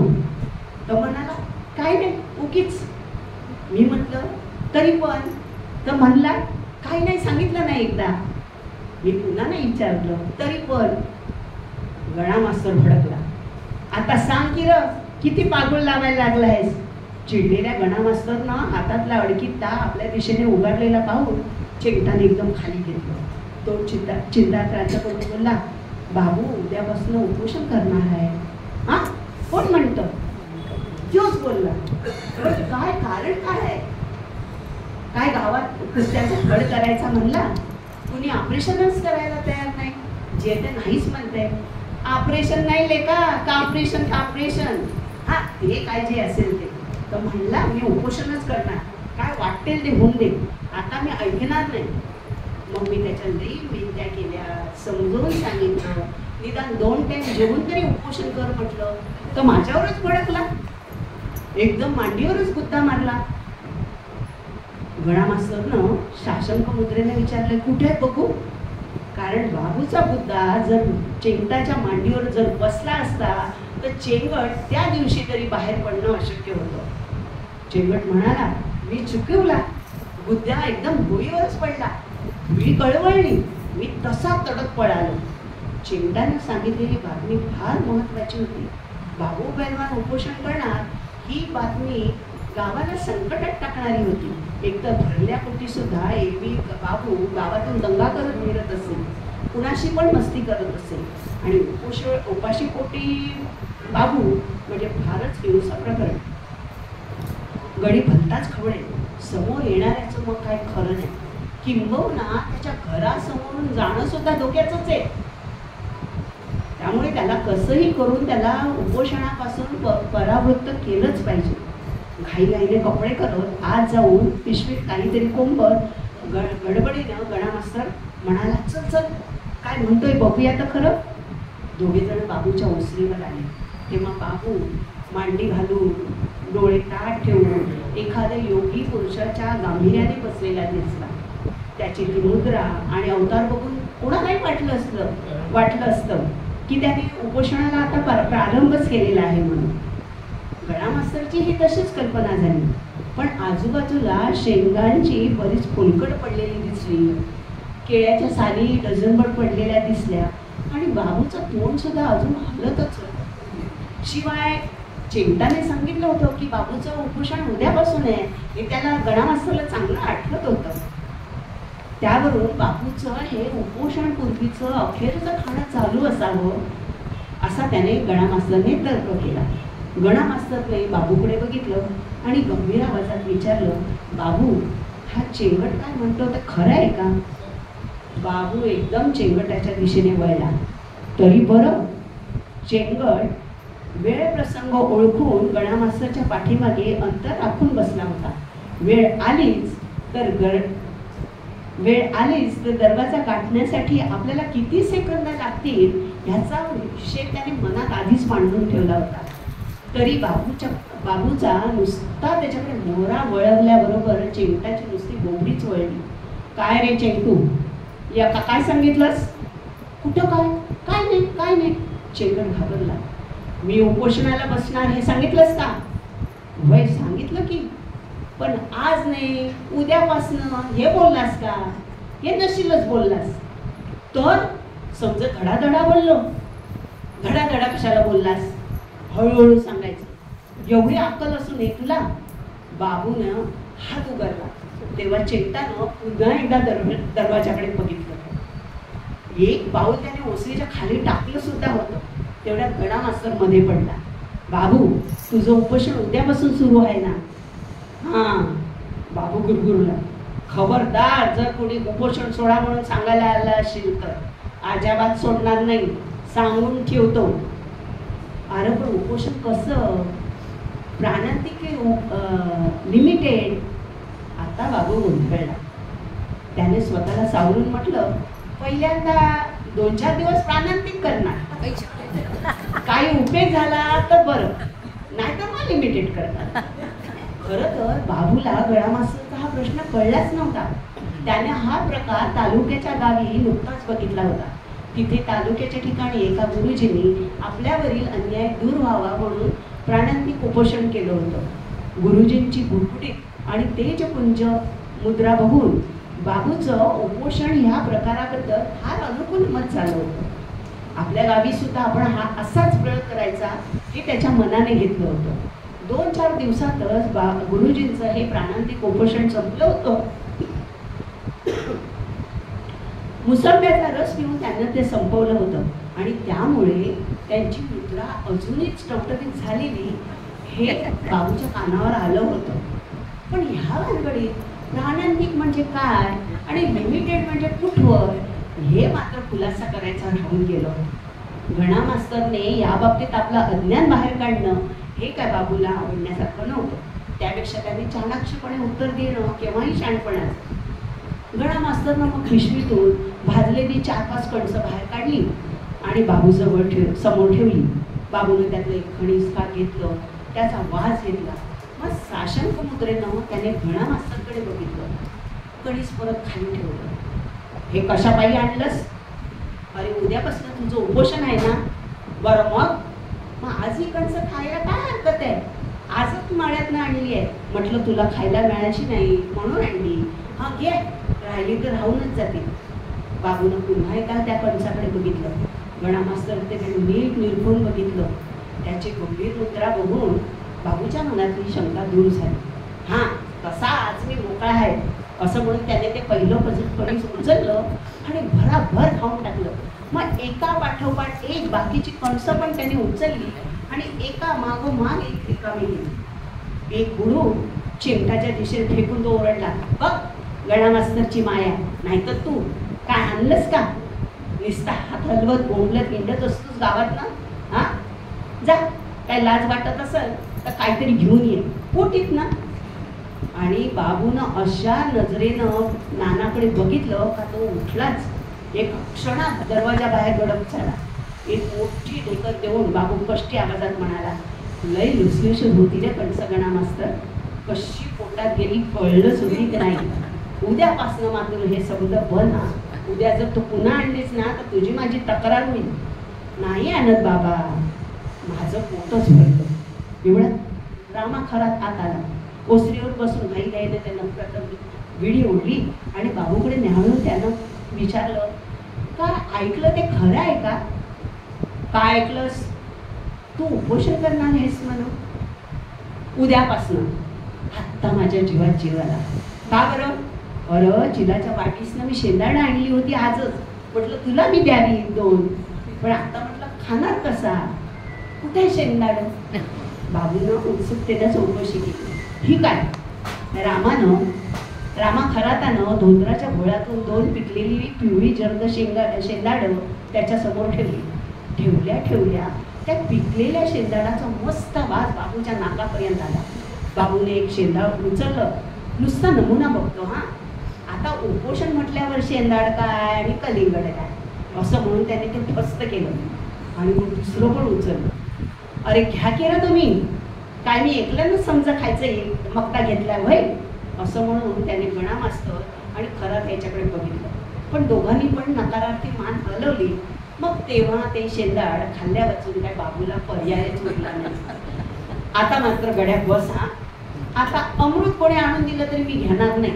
उपोषण म्हणायचं आणि खाण्यावर दणका ठेवायचा, हे तरी बरं दिसतं का? असं म्हणून बाबू पैलवानाने आपली मुद्रा परत धीर गंभीर केली. तो स्वस्थ बसून राहिला. त्यानंतर गणा मास्तर आणि रामा खरात यानं बाबूनं उपोषणाचा बेत सोडून द्यावा म्हणून त्याची खूप मनधरणी केली. पण बाबू काय बदला नाही. जोपर्यंत गावचे लोक कुस्तीचा फळ भरवण्यासाठी सहकार्य करत नाही तोपर्यंत आपला उपोषणाचा बेत कायम राहणार हे त्याने गांभीर्यानं जाहीर केलं. एवढ्या शेजारची भागू गवळण दुधाची चरवी घेऊन आल्या तिने चरवी बाबू समोर ठेवली. हा बाबूराव, हा ना. बाबूनं मोठ्या निश्चयी मुद्रेनं मान हलवली. छान. का रे बाबा? उद्यापासून माझं उपोषण आहे. अरे मग आज घे की. तसं बरं दिसत नाही. अरे घे, रोज घेतोस बाबा, आज तुला काय झालं एकदम रागावलास का? तसं नाही बाबू मावशी. मग कसं? लोक काय म्हणतील? लोकांचा बशी मोडता. अरे ज्याने म्हशीचं दूध आहे बाबा, इकता येत नाही म्हणून तुला देते ना. तू नाही पेलास तर ऐन काय मला मी कुणाला देऊ? भागू गवळणीचा सवाल बिनतोड होता. प्रत्येक गवळ्याकडे एक जानी म्हैस असते आणि तिचं दूध विकायचं नसतं आणि त्यात पाणीही घालायचं नसतं. इतके दिवस बाबूच चरबी रिकामी करत होता आणि आता तो नाही म्हटल्यावर ऐन वेळेला हे दूध कोणाला द्यायचं? तिचं गरिबाचं का उगाच नुकसान? वाया दूध घालवायचं म्हणजे काय? बाबूनं असा क्षणभर विचार केला आणि त्याने एकदम चरबी उचलली आणि ती तोंडाला लावली. 5 मिनिटात रिकामी करूनच त्याने ती खाली ठेवली. मग ओठाच्या कडेला साचलेला फेस त्याने निष्फळपणे पुसून काढला आणि गणा मास्तरकडे पाहिलं. काय करणार? त्या माऊलीचं नुकसान होत होतं ना. खरं आहे. गणा मास्तरनं मान होकारार्थी हलवली. पेलास? झकास झालं. दूध कारणी लागलं. रामा बिडी फुंकत बोलला. मग मात्र बाबूने काही खाल्लं नाही. फक्त शिवा जमदाडे कुठल्या तरी जत्रेमधनं वेणपत्ताशे आणि चुरमुरी घेऊन आला होता आणि तो प्रसाद त्याला गावात घरी आपल्या घेऊन जायचा होता. जाता जाता सहज म्हणून त्यांनी त्या बाबूच्या घराकडे डोकावलं होतं. पण प्रसाद म्हटल्यावर बाबू ऐकेच ना. निम्मी पिशवी त्याने तिथेच रिकामी केली. त्यानंतर गोपाळ रेडे ताजी पेंड घेऊन आला. शेंगदाण्याची ताजी पेंड फारच लुसलुशीत लागते, खुसखुशीत लागते, हे सगळ्यांनाच ठाऊक होतं. त्यामुळे बाबूनं थोडी पेंड ही चाकून बघितली. अशा 2-4 गोष्टी सोडल्या तर बाबूनं दुसरं काही खाल्लं नाही. उपोषण करण्याचा त्याचा निर्धार मात्र वरचेवर दृढ होत होता. बराच वेळ गेला. आता सगळी मंडळी उठणार तेवढ्यात नाना चिंगट घाईघाईनं आत आला. आल्या आल्या त्यांनी 2 वाळलेली मोसंबी जमिनीवर ठेवली आणि त्यातलं एक सोडून देत त्याला म्हणाला, हा बाबूराव घ्या. बाबू रागावला. जळजळीत मुद्रेनं त्याने नानाकडे बघितलं. हे काय रे चिंट्या, मोसंबी? अजून उपोषणाचा पत्ता नाही आणि एवढ्यात मोसंबी? गणा मस्त समजुतीच्या स्वरात म्हणाला, अरे खुळ्या, उपोषण सोडण्याच्या टायमाला मोसंबी आणतात, तू आधीच काय आणलीस? काय लाजवीच? मुद्दाम आणली आहे. हा, सगळी मंडळी फळ भरवायला कबूल आहे. मी तिथनंच आलोय ना. त्यांनी माझ्याबरोबर निरोप पण धाडलाय. तेव्हा ही मोसंबी आणा आणि सोडा उपोषण. अखेर बाबूचं म्हणणं गावकऱ्याने ऐकलं होतं. ते कुस्त्यांचा फळ भरवायला कबूल झाले होते आणि आपल्यावरील अन्याय दूर झाला तर मग आता मोसंबी खायला काय हरकत आहे? ती खाऊनच उद्यापासून सुरू होणारं उपोषण सोडावं हे बरं. मोसंब्याच्या फोडी गटागट तोंडात टाकून बाबू खुशीत येऊन हसला. रस गिळून त्याने जीभ पुसली आणि बायकोला हाक मारून तो म्हणाला, अगं आता उपोषण नाही बरं का? ते बाहेरचे आणलेले पेढे आण बाहेर. आता खायला काय हरकत नाही. जेवायचं होईस तर काहीतरी तोंडात टाकायला होईल.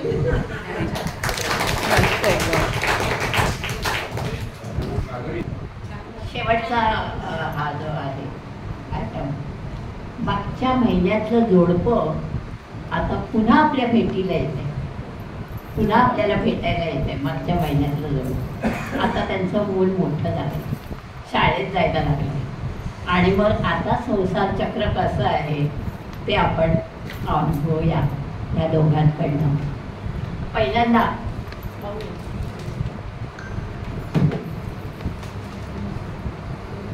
मुलगी अशी मुलं सुरेख बाई लाडावून ठेवावी, लाडावून ठेवावी अन बोलली ती ऐकावी.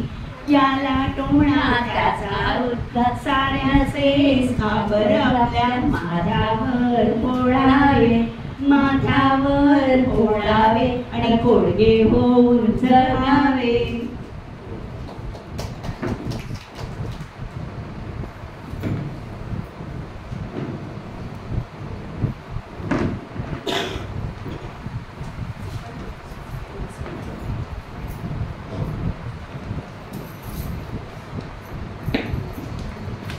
बाहेर निघाला?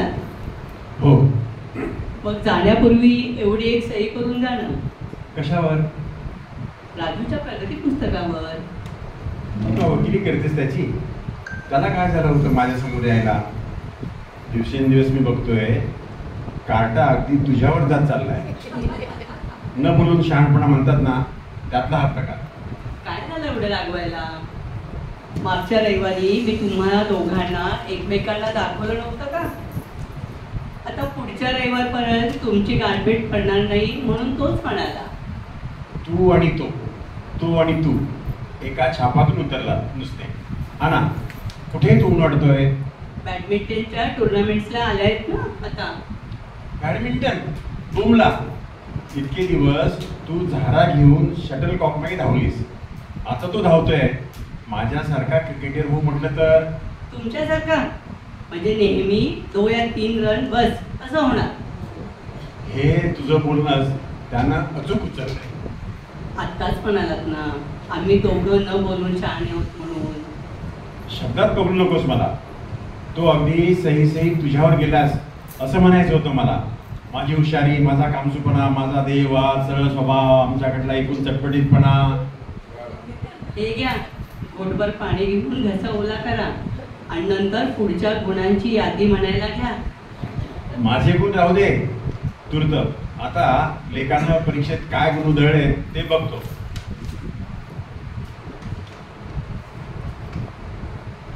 अरे रे, हे काय मार्क? काय हे मार्क? गणितात 100 पैकी 57. अगदी तुझ्या बाबांनी हात ठेवलेले दिसतो डोक्यावर. आता त्यात माझ्या बाबांचा काय संबंध आहे? ते नाही का रमी खेळताना काय टोटल चुकत एक्याचा 1 मार्क धरायचा की 10 इथपासून सुरुवात असते त्यांची. असू दे हं, एवढ्या वयाला हौसेने खेळतात हे काय कमी आहे? बर, गणिताचं एक राहू दे. मराठी, हिंदी, इतिहास याचा तरी काय उजेड? बाबांचे विषय चांगले आहेत हं. अगं पण तुझ्या भावाचे कुठे आहेत? जब बम तपेगा तब गरमागरम पाणी से पाय सेकना असलं हिंदी बोलते तुमचा दिलीप. असतो एखादा विषय जरा कच्चा, म्हणून काही एवढं हिनवायला नकोय. हिनवून तरी काय फायदा होणार आहे का? काही मनावर घेणार आहे का दिवटा? नाहीतर सगळं हसण्यावरही न्यायचा. अगदी तुमच्या घरच्या नोकराची सवय उचलली हुबेहूब. कोण का तो तुमचा नोकर, लल्लू का काहीतरी? आता नोकराची सवय त्याला कशी लागेल? उगाच आपलं वड्याचं तेल वांग्यावर. वांग? अगं त्याची आठवण सुद्धा नको काढूस. तुमच्या घरी जेव्हा बघावं तेव्हा आपली वांगी नवमी असते. त्यानं आता आपली मुलंही वांगी खाऊ झाली आहेत. घ्या लेको, पाण्यात वांगी खा आणि पेपरात भोपळ मिळवा. हे मात्र तुमचं उगाच हं. एवढे काही वाईट मार्क नाहीयेत त्याला. तुम्ही असे तऱ्हाईतपणे वागताना म्हणून कोण टाळतं तुम्हाला. एक तर तो टाळतो, नाहीतर समोर आला तर म्युन्सिपाल्टीच्या विजेच्या खांबासारखा उभा राहतो. खांब सुद्धा असला तसं नाही, तुझ्या माहेरच्या घरासमोरचा खांबासारखा निर्विकार. गेली 15 वर्ष बघते काय हो सारखा माझा माहेरचा उद्धार करताय. आता विजेचे खांब काय तुमच्या आणि माझ्या घरासमोरचे वेगळे आहेत का? तुमच्या घरासमोरचे खांब हसतमुख आणि आमच्या समोरचे त्रासिक. बर बर, आण ते इकडे अधोगती पुस्तक. अजून आमची सही घेतोय हे काय कमी आहे? पुष्कळ मान देत आहेत आम्हाला. आम्ही धन्य झालो. आणि आता सुकन्या कुठे आहेत? ती गेली आईकडे 4 दिवस राहायला. म्हणजे प्रश्नच मिटला. ती पण त्या मुशीतूनच उतरणार. आई ग, हे आई. काय रे? मी जिवंत आहे अजून. माझ्याशी बोललं तर चालेल म्हणावं त्याला. थांबव. काय रे राजू? आई ग, मला बॅडमिंटनची चॅम्पियनशिप मिळाली ग. तेवढं सांगायला आलो होतो तुला. जातो आता. अय्यो खरंच? अहो ऐकलत का? तरी मी म्हणत नव्हतो. पुढात माझ्यासारखे काही कोण येणारच. आलेच म्हणून. आफ्टर ऑल माझा चपळपणा, माझी नेमबाजी, माझं स्किल, माझं स्पोर्ट्समन स्पिरिट. पुढचं पाठ आहे मला. तेव्हा तुम्ही निघा आता. आणि थोडं डोकं उतरलं असेल तर लवकर घरी या. का ग? घरात मी एकटी आहे ना, म्हणून. तुम्ही आणि तुमचे एवढे गुण सोबतीला असले की वेळ चांगला जाईल माझा, नाही?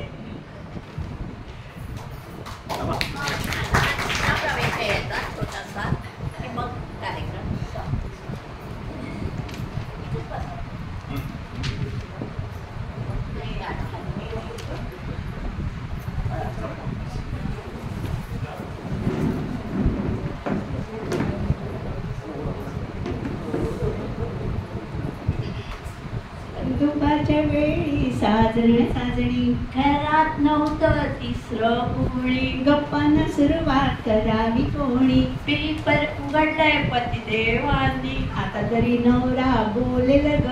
संसारात लक्ष घालेल ग. गप्पांना रंग चढेल ग. नवऱ्या तुझी बायको बडबडी. बोलन भांडावून सोडी. उघड पेपर खूपच डोकं. बायकोचं तोंड जसं रेडिओचं खोक.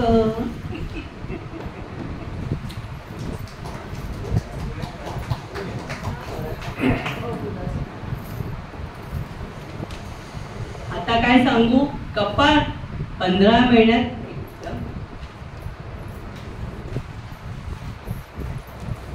अहो काल मला कोण भेटलं असेल?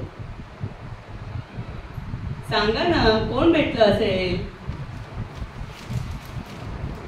Margaret Thatcher. भेटल्या होत्या. त्यांनी आणि मी 50 पैशाची कोथिंबीर जोडी अर्धी अर्धी वाटून घेतली. मी काय म्हणालो का? नाही, मी म्हणाले. ऐका ना बरे का, काल मला ना आठवल्यांची सून भेटली होती. ती हो मागे पळून नव्हती का गेली दिरांसोबत, ती. काय कमाल आहे, चक्क हसली माझ्याकडे बघून. माणसाने लाज सोडावी.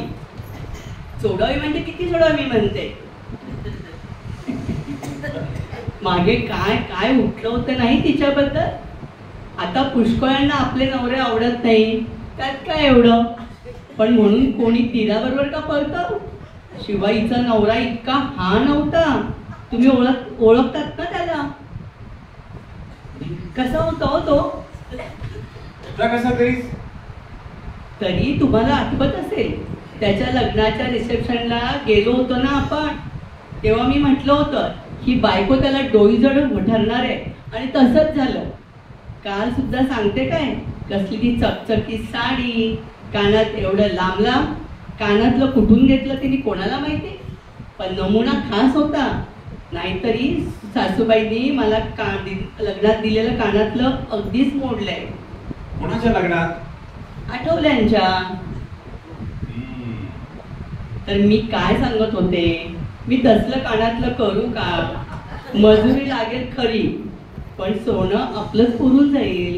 किती किलोभर का? नाही, मनभर. मनभर सोनं आहे घरामध्ये. तेव्हा आता तुम्हाला काही कामधंदा करायची जरूर नाही. घरातही तीळ मात्र लक्ष घालायला नकोय. तुम्ही फक्त पेपर वाचत बसा. प्रिंटेड अँड पब्लिश्ड ऍक्ट प्रमाणे सगळं वाचून काढा. एक संपला की दुसऱ्या हातात घ्या. आणि तू काय करतेस? मी वा, एवढा तरी प्रश्न पडला का तुम्हाला. धन्य झाले बाई मी. माझे कान पवित्र झाले. जीवनाचं सार्थक झालं.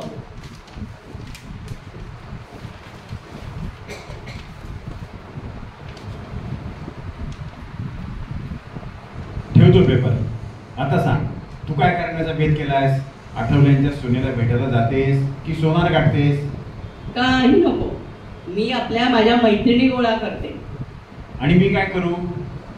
थॅचरबाई, जिग्नेवे सिन्हे वांचू, मिखाईल गोबरचो, जॉर्ज बुश बेन्झीर, झालंच तर व्ही.पी. सिंग, रणसिंगे, प्रेमदास, सगळ्यांना गोळा करत बसा तुम्हाला. मी जाते.